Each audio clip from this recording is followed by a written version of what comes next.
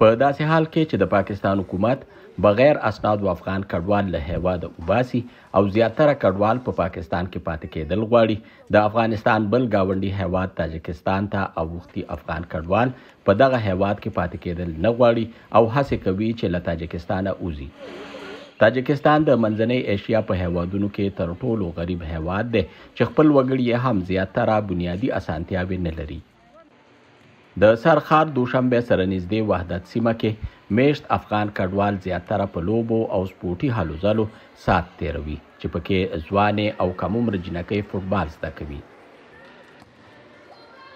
از همین خاطر بعد از این ما تصمیم گرفتیم که از افغانستان خارج شویم. موږ افغانستان ځکه پرېښوده چې طالبانو مو ټولې کورنۍ ته د مرګ ګواښ کړی و، خو موږ په تاجکستان کې هم پاتې کېدل نه غواړو.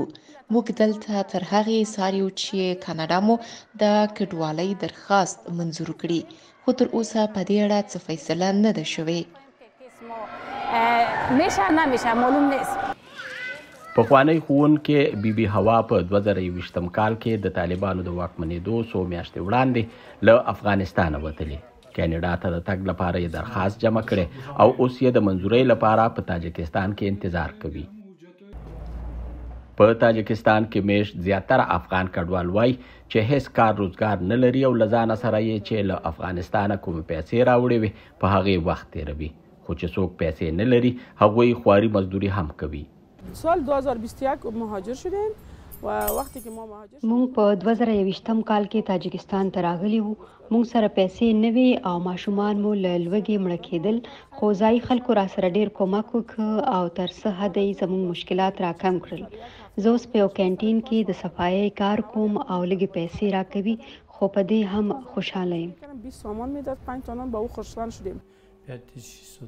په یعنې حال کې د تاجکستان د کورنیو چارو د کډوالو څانګې چارواکي وایي چې دوی د خپل وس مطابق افغان کډوالو سره هر ډول مرستې کوي. تاجکستان له 1990 کال راهیسې افغان کډوالو ته د ورتګ اجازه ورکړې ده، خو د ملګرو ملتونو د کډوالو ادارې UNHCR د شمیرو تر مخه تر اوسه تاجکستان ته ټول خواوشا 10,000 افغان کډوال ورغلي دي.